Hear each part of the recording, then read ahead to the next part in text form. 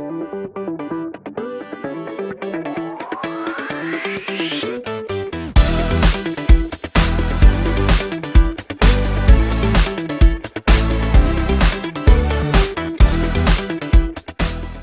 so thanks. So it's about classifying idiomatic versus literal expressions using topic models and intensity of emotions. It's my joint work with my colleagues in linguistics. And the location at the university is in New Jersey is very close to New York City, about 10 miles west of New York City. Idioms. So idioms are conventionalized expressions, and their figurative meanings cannot be derived from their literal meanings of the phrase. For example, that I'll eat my hat. That means that I'm confident. And he put his foot in his mouth. That means that he said something he regrets. And cut it out, stop talking or doing something, and so on and so forth, right? So and a blessing in disguise, and a chip on your shoulder, and so kick the bucket. Kick the bucket means die. So in old age, right, the kick the bucket means that when you try to commit suicide, you hang a rope over your neck, and then you kick the bucket so you die. I think in the modern days, there are better ways to do that.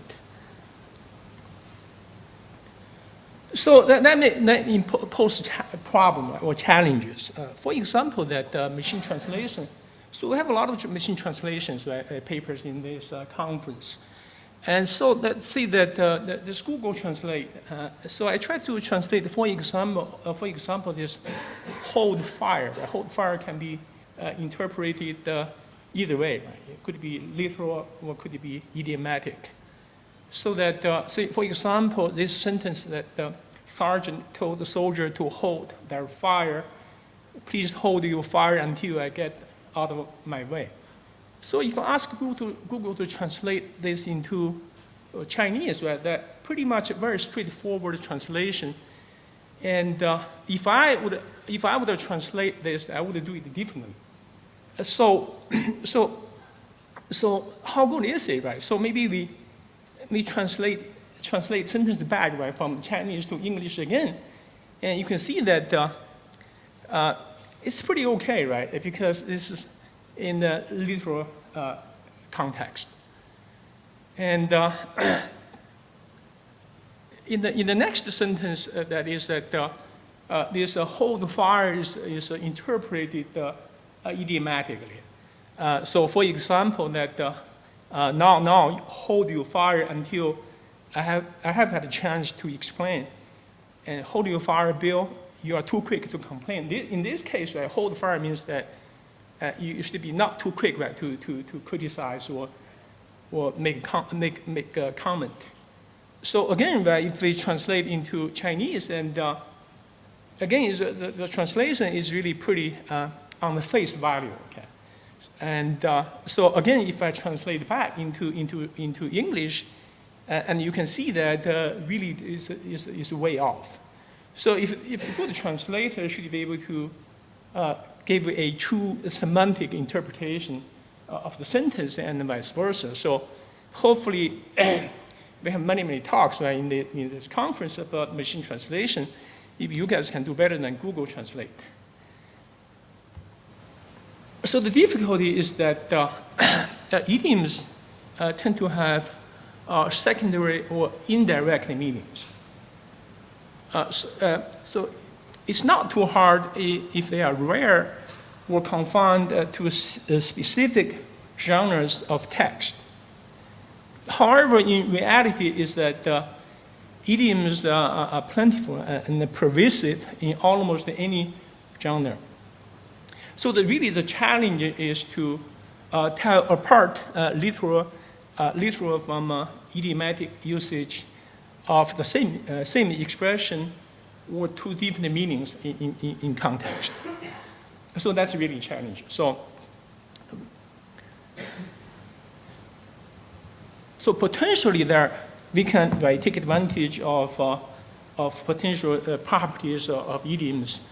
And so for example, we could take advantage of, explore, for example, semantic analyzability, flexibility, and maybe affect or effect, and so on and so forth.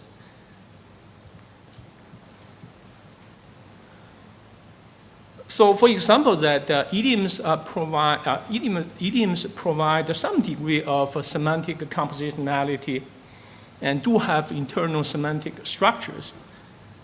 The semantic analyzability in idioms is really a matter of degree. So, for example, shoot the breeze means chat idly is highly idiomatic. On the other hand, spill the beans or to reveal a secret is less idiomatic and can be analyzed metaphorically. For example, spill corresponds to reveal, and the beans correspond to refer means the secret. And there is evidence that the difference in the degree of semantic analyzability for idiomatic expressions is also reflected in their lexical and syntactic behavior. So we distinguish between figurative, there's two possibilities. One is the metaphors, like previously talked about, and also idioms. There's in linguistics, in this work, we are focused on idioms. Lexical flexibility, most idioms are known to be lexically fixed. That means that the substitution of near synonym or closely related word for a constituent part does not preserve the idiomatic meaning of the expression. For example, the shoot the breeze versus a shoot wind will hit the breeze. You can't really replace that. If you do that, you're going to lose the meaning there's a figurative meaning. On the other hand, if you, for example, spill the beans, or spill the teas, or spread the beans, again, that's is really fixed. Some idioms, however, are more flexible. For example, blow one's trumpet and toot one's own horn. Sometimes you can, it's more flexible compared to some other idioms. Also, it is not the norm for idioms to be to have a lexical variance.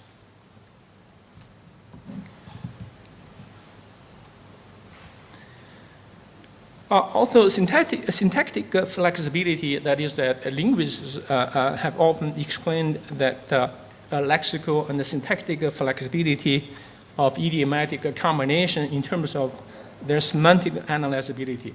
For example, analyzable or less idiomatic expressions are often more open to lexical substitution and the syntactic variation.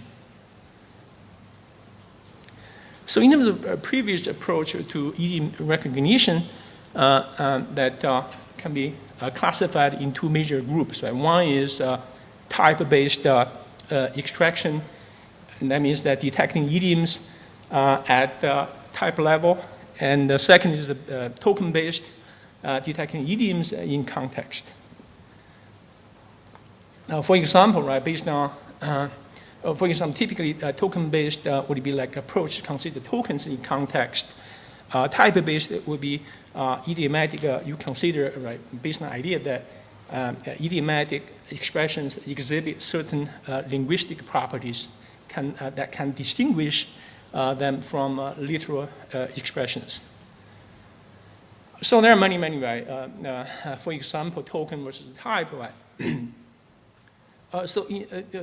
Despite the common perception, it is shown that on average, from the 60 idioms extracted from the British national corpus in various contexts, about 40% of potentially idiomatic expressions are in fact literal. a token-based approach, right? So for example, there's the goal, right? So based on in context, a particular context, you can analyze, right? Encoding, for example, using like features, right? Local cohesion and compositionality, and so on and so forth. Right? You can based on that to tell the difference between idiomatic expression versus literary expressions. So we also did some work, right? Previously, what we have done is based on outlier detection. So we believe that we think that the idea is that idioms is really truly is outliers of semantic outliers. So therefore, we use the principal component analysis, right? So essentially, we use both major component and the minor components, in the sense that if there's a deviation, right, along the minor components, you may be able to better, right, tell the difference. So most work, right, based on use seed lists and limited to a particular type of grammatic constructions. So what we are doing in this work is that idea is that terms, words in a given context, such as a paragraph, that are high-ranking representatives of a common topic of discussion are less likely to be a part of idiomatic expression. So the idea is that we try to represent local context, such as paragraphs, as a bag of topic words. So the idea is that we try to extract the topics, right, from paragraphs that contain idioms, and then from paragraphs that contains literals using LDA model. Right? So the idea is that we try to compute the features in a sense. Then we classify idioms and literals. So we use topic representation instead of a bag of words, right, we use a bag of topic words. That's really the main difference, right? We try to rely on the LDA model, right, to compute the so-called features, the better semantic features. So we use the local paragraph to represent the local context. So the idea is that if the LDA model is able to capture this local semantics of target document, then idiomatic phrase will be semantic outliers in that particular context. So LDA basically, right, you assume that it's a mixture of topics that spit out words probabilistically. So you choose a topic based on certain probability, and then you pick words, right, based on certain probability for that given particular topic. So LDA and then try to backtrack, right, from the documents to find a set of topics that are likely to have generated the topics. Right? So for example, I like to eat orange and banana. I ate a banana and apple for breakfast. Right? So potential topic would be like orange, right, or apple with a certain probability, right? Which one is most likely for that particular topic. Topic may be food. So therefore, our idea is so we try to write segment. For example, so suppose D represents a segment or local context containing the target phrase. So basically, we try to compute a set of topics from D, from that text segment. So therefore, instead of representing the documents or the text segment as a bag of terms, we use a bag of topic terms. Instead of using like apple, banana, breakfast, eat, like, orange, right, we use potential topic terms. For example, apple, banana, breakfast, orange, and yogurt. So another thing is that when there's when LDA potential problem is that if you have very small collection of documents or document really very noisy, then LDA tend to be less effective. So therefore, there's a possible one way to overcome that difficulty is to regularize LDA. Means that you place some restrictions on the dictionary or the prior structure of a potential distribution on words. So we can achieve basically a similar effect by placing restrictions on vocabulary, essentially. So for example, you conditionally, so we have literal context versus idiomatic context. So you potentially, a dictionary could be, the word could be anywhere, right? Entire corpus.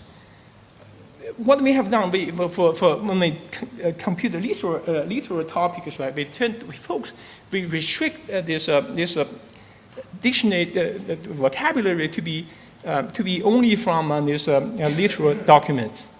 Conversely, we also do this, right? When we compute the idiomatic topics, right? We restrict the vocabulary to be only from this idiomatic document. So in a sense, right, they kind of really brute force method. And you can see, right, the difference. You can see that this left panel is based on the restricted vocabulary. One is this particular blow whistle, this phrase, right, verb noun phrase. And you can see that if you're based on this restricted vocabulary, you tend to have a better separation in this two-dimensional projection. On the other hand, if you use it without restriction, right, you can see that they tend to be in the overlapping, right. But this could be misleading because this is only 2D projection. On the other hand, if you truly use the original text representation, you can see, right, clearly it's very worse. So basically, right, we extract topics from training data, right, and then essentially the main idea is that we try to compute the topics, right, use the topics as representation instead of original terms. We also talk about a fact that, like previous talk, right, we mentioned that typically if you express opinion, right, you tend to use more metaphors, right, figurative language, if you really express a strong opinion. So again, right here, the similar idea. So if you use idioms, right, you tend to use in the context that's not neutral, right. Tend to be, for example, you don't want to buy a ticket or read a book, right? That's very neutral context. So there are different measurements, right? I need to speed up a little bit, I think. So basically, right, so there are 3 dimensions to measure this effect. One is violence, right, is based on the pleasantness of a stimulus. For example, happy versus unhappy. Also, you have this arousal, right, is that the intensity of emotion. Also dominance, right? So you extend that a particular word dominates something, denotes something that is weak or strong. For example, controlled or in control. So there's a study on this effect, right? So you can see the 3 measurements essentially affecting 3 dimensions. One is the violence, one is the arousal, one is the dominance. Labeled from 1 to 10, right? Roughly that range. So you can see the difference between violence, arousal, and the dominance. So they are not independent, right? For example, they studied that the violence versus arousal, right, tend to be strongly correlated in the sense, right, if you're very happy words, right, arouse you quite a bit. If something not very happy, unhappy word also can give you higher arousal value. So it's kind of U-shaped, right? It's not truly independent. Similarly, you can see the dominance versus arousal. Again, they are not independent. Now you can say violence versus dominance, right? The linear relationship. So what we have done, right? We use British national corpus, right? We use a list of verb noun constructions. So that data set, in this particular, so labeled, right? They are labeled as idioms versus literals. So basically we compare, right? So topic versus text space representation. We focus on these 4 phrases, right? And verb noun constructions. One is blow whistle, make scene, lose head, and take heart. So we compare, right? You can see that we compare 2 methods basically. One is SVMs with topic model versus SVM versus this, and coupled with the text space, also plus arousal value, right? Also, we use the Fisher LDA, Fisher linear discriminant method, right? So just try to compare, right? So it's compared, right? The precision, recall, and accuracy.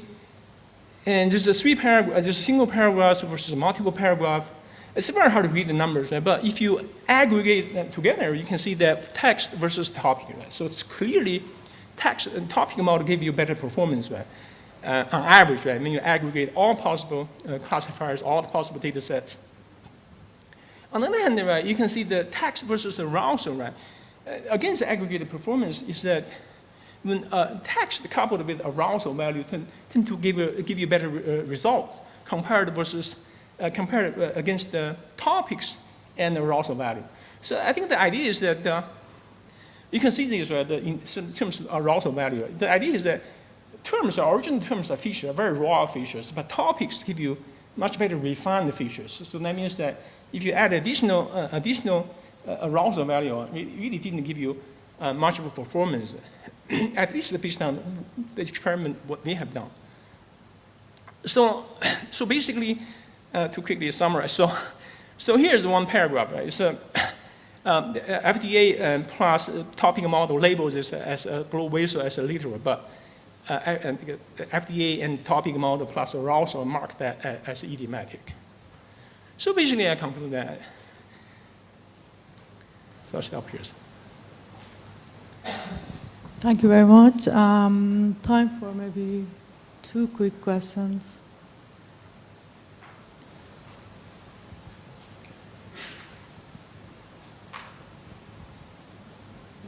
No?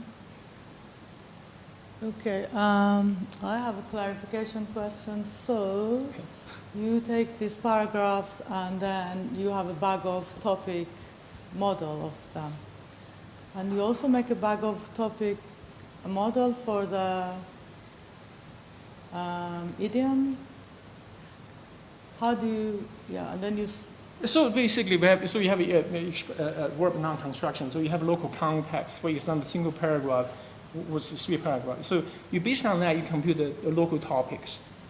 So that's one representation. So then you use the bag of the topic terms of representation versus without computing topics, just purely based on original terms. So you have 2 representations. So this plot that shows that all possibilities, that all possible method is a text versus topic representation. Okay. So that advantage of topic is essentially you compute additional features in a sense. So better features. So you're given a term, which is your idiom, then you have a bag of topic representation of the paragraph. How do you put the 2 versus each other? 2 into one. The idiom and the paragraph. Oh, just use topic as representation of idioms. Okay. Oh, this is features. Right. Okay. Topic for idioms and right, for the paragraph.